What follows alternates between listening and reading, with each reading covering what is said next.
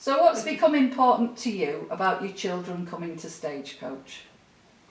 My son getting confidence and being able to stand up and speak for like his French exams and other speaking exams, and all other things really, and sort of, you know, and yet in future life he'll have like job interviews and things like that. So to me that's important that he can be able to do that. I think for Francis and Emma, both of mine, the most important thing is it's the place where they can be themselves and not worry that they're going to get made fun of, not get laughed at because they're going to sing, not get laughed at because they can dance, and they can just be independent and be who they really are. Yeah, I don't think mine has a problem being who he really is, I have to say. But it was last year, and he just got his black belt for martial arts, and they all had to give a speech and, you know, thank the martial arts people and thank their parents and all the rest of it. And he, I know this sounds really biased, but even other parents said his speech was the best by far. He stood up there, he had confidence, he didn't need notes, he just spoke to everybody, and he just, I think that's what, I don't think Charles is going to be, you know, he's not going to be a Jack Black or anything like that. I don't think he's going to take drama much further once he's got to A level, but it's just the confidence that he's got, and that's being channeled in the right direction thanks to coming to Stagecoach, and particularly because my son's got Asperger's.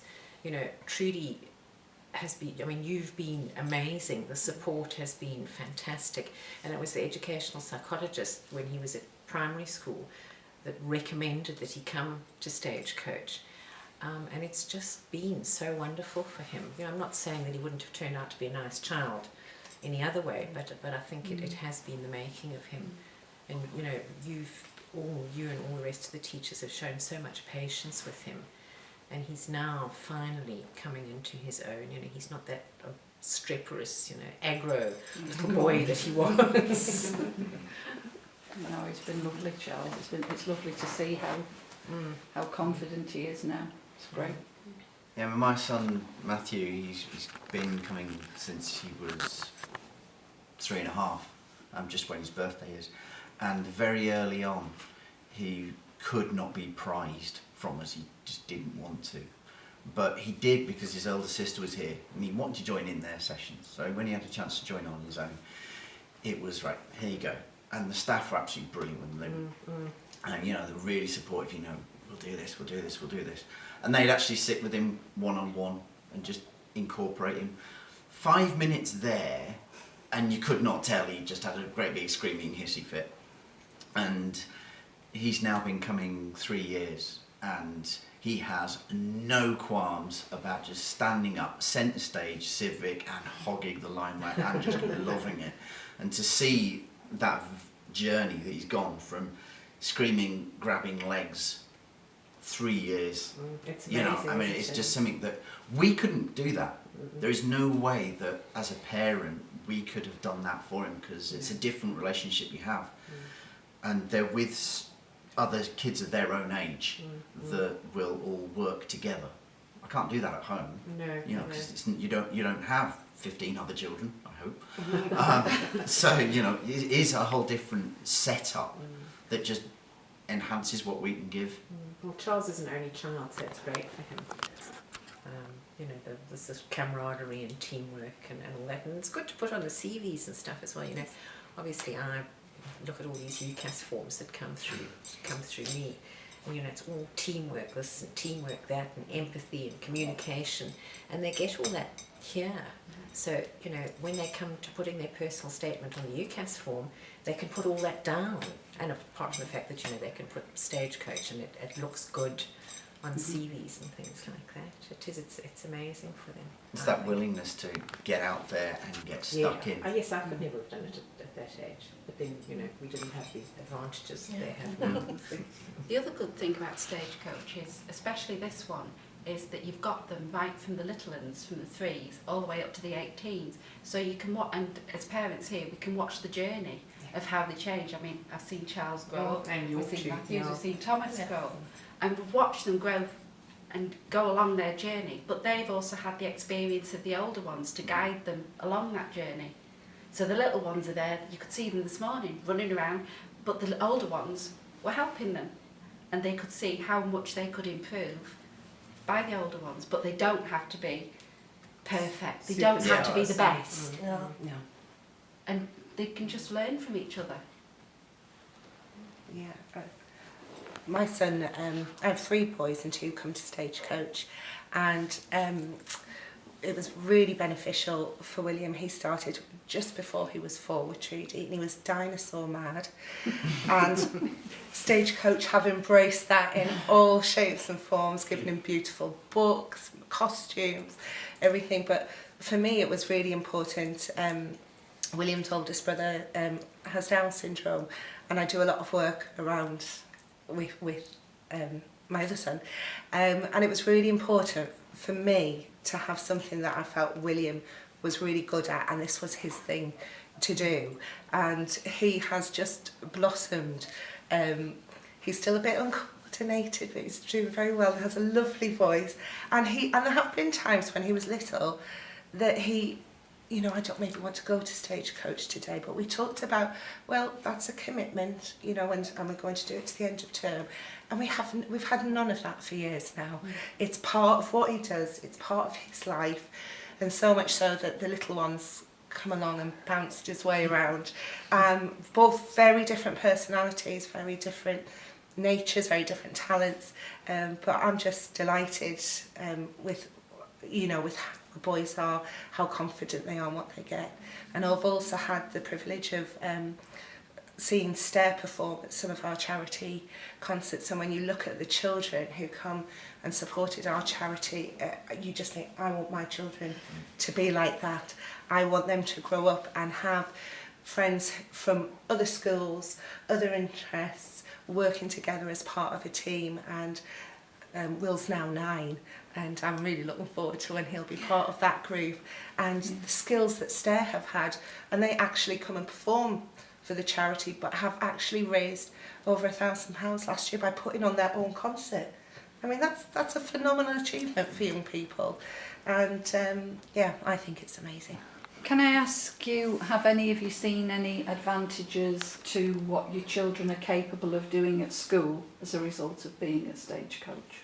I found that my son gets a lot of opportunities now to being part of like the pantomimes and the plays that they're putting at school, and other things outside of Stagecoach as well, which without Stagecoach he wouldn't have done that, and he wouldn't have been chosen. So, you know, I'm really happy what he's done at Stagecoach, and thank you, Trudy. You know. You know, you saying that the first nativity show I ever went to with Charles at Leavendale, he spent the whole play trying to hide under the bench, the front bench, and when he left Leavendale, he was the star of the whole nativity performance, and it's like totally thanks to Stagecoach. Yeah, it's like Thomas, you know. At one time we'd have it under the table and try and prize him out, but now he's full of confidence and That's right. Hogging the full of line. life, yeah. One thing it did with our eldest son was, before he came to Stagecoach, he was very inattentive and would just fly off and completely lose concentration, and the teacher would be talking about what he should be doing, and he'd be away with the fairies thinking about what he was going to do the next day at home. But what Stagecoach actually taught him to do was to concentrate and to listen, and that has had significant advantages all the way through his schooling. And he's now 16, doing his A-levels, getting results that we never expected him to get, because he can now concentrate, and he never used to. He used to just be so inattentive. Do his own thing. Do his should we own say? thing. That's a better way of putting it. Do his own little thing in his own little world sometimes. Yeah, but it's made him much more confident as well. But I think it's brought him out of his shell as well. It's kind of like encouraged him to do other things. And everybody's mentioned friendships and stuff like that. I mean, Francis goes to other people, stays at other people's houses, and it's not people at school, it's people at Stagecoach, which is quite bizarre. If you only see them maybe once a week or something like that, and he's got that group of friends and friendship with those people, and you know it lasts longer because he's still in contact with some of the people that he started in Stagecoach with, and they're not here anymore because they've moved on and gone elsewhere and stuff like that. Bring it back to schoolwork, I think from his perspective, and a little bit with Emma now, she's starting to get a little bit more into it and stuff like that, that he's grown in confidence within his school and he's mentoring the younger kids. He's just put an application in to be the head boy at the school, etc. And you wouldn't have seen that from him before. When he was at primary school, he was kind of like a little bit geeky and stayed in the background and stuff like that. And he's just blossomed and grown as he's gone through stage. One of the little ones was asking, is Francis going to be here today? Well, again, he's helped you out with some of the parties and some of the younger ones and stuff like that. And for him, he thinks that's absolutely great. He just loves it. You can see it. You saw it today when a couple of the kids didn't know what they were doing and stuff like that. You look to Francis, and some of the older ones would come over and show them where they were supposed to be and Francis stuff like that. anticipates what's going to go wrong. That's what I love about him. Too I'm having much him cloned. sometimes. Yeah, I mean, what I found is that it's very welcoming to absolutely anybody, and everybody gets on really well together. Because Matthew was in a performance with Francis, and it was going, oh, he adored him.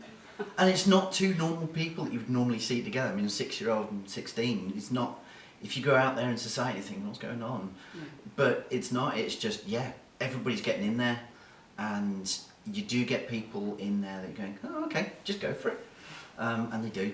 And I think that's absolutely brilliant. And it does give them that confidence to just get on with each other as well. And that's important in life, because you're going to find a lot of people that you've got to make friends with or get familiar with very, very quickly to get the most out of the situation that you've been put in. We find little ones are often afraid of older ones when they first come, so that's something they've learned to be from elsewhere. So it's something that's a definite advantage, I think, why they get to mix with a whole age range of people. I think that's really valuable.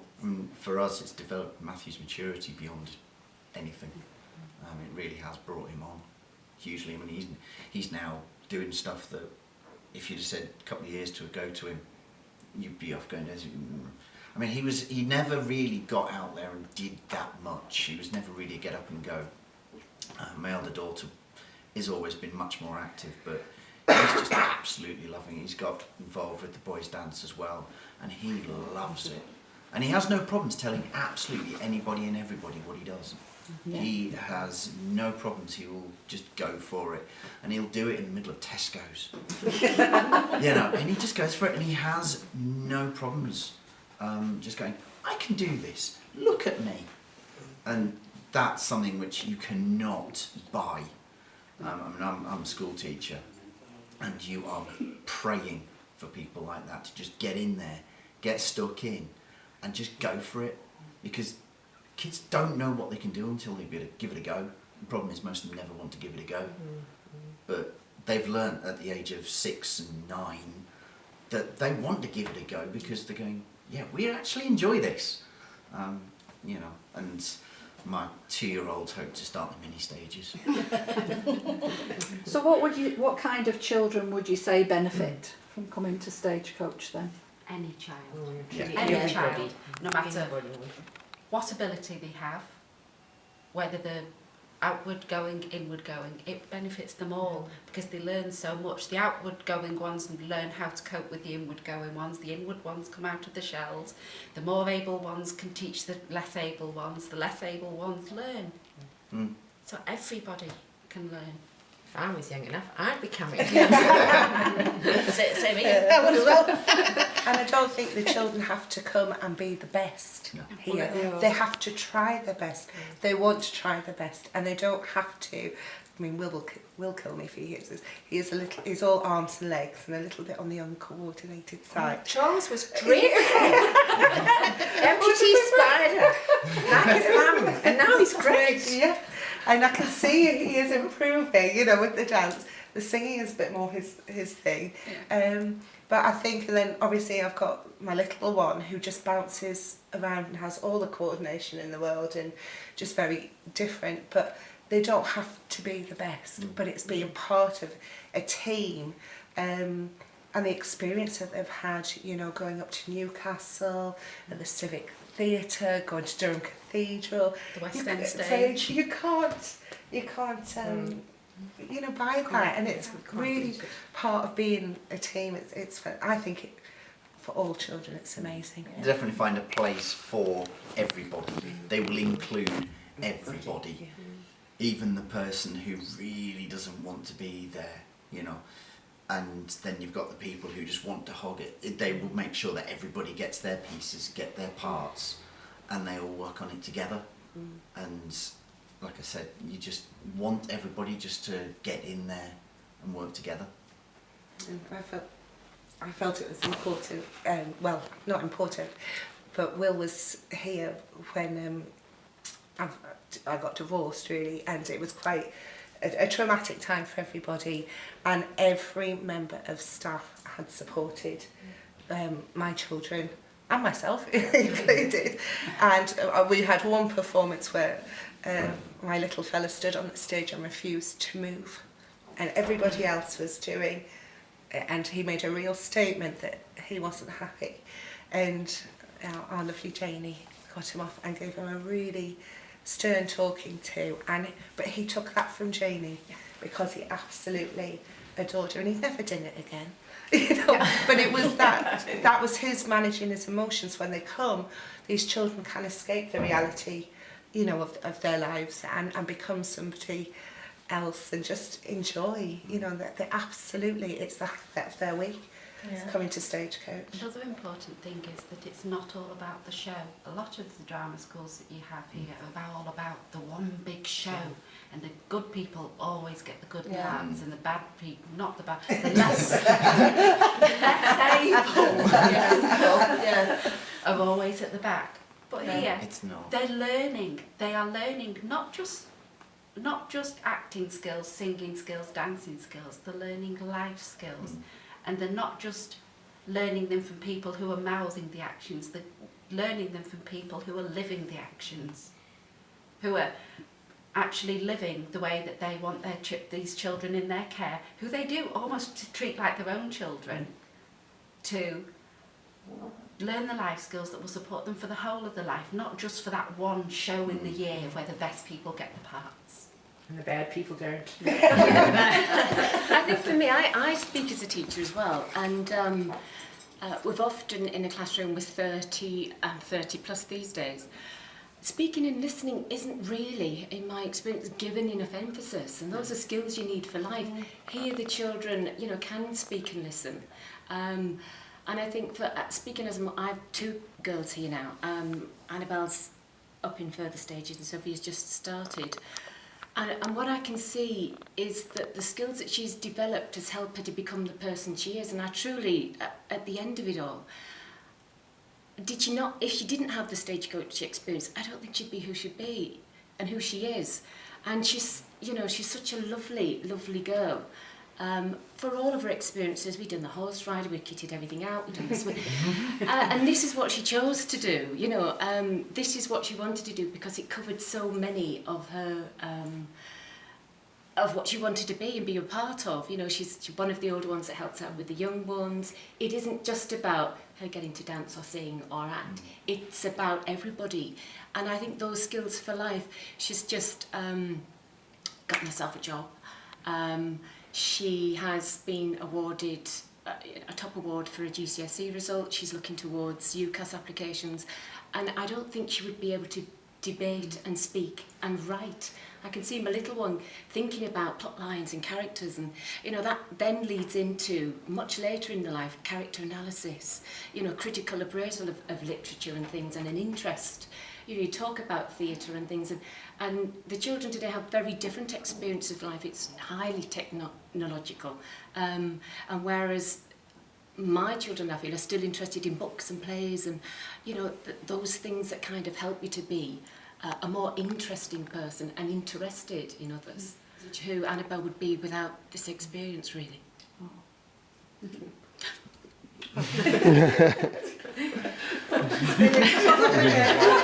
Where are the tissues? I think we've done that.